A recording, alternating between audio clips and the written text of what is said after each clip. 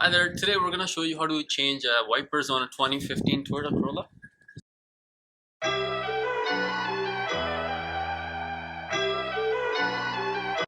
The driver's side wiper on this car.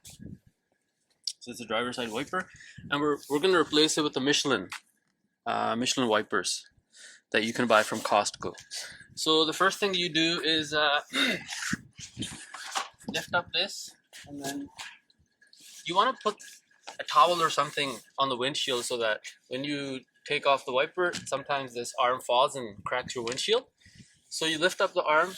There's a little knob here on the wipers, so you lift it up and then you kind of slide it on like this, and then it comes out.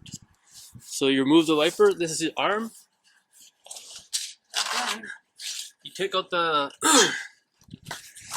you open your package of the Michelin, and here's the wiper that's already pre-assembled, and all you do is just clip it on. So you go like this, and then put the little wiper side in here, and then push it hard upwards, and then it kind of locks in by itself.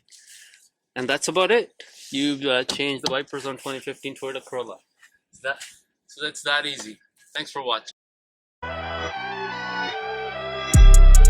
Shooting shit up.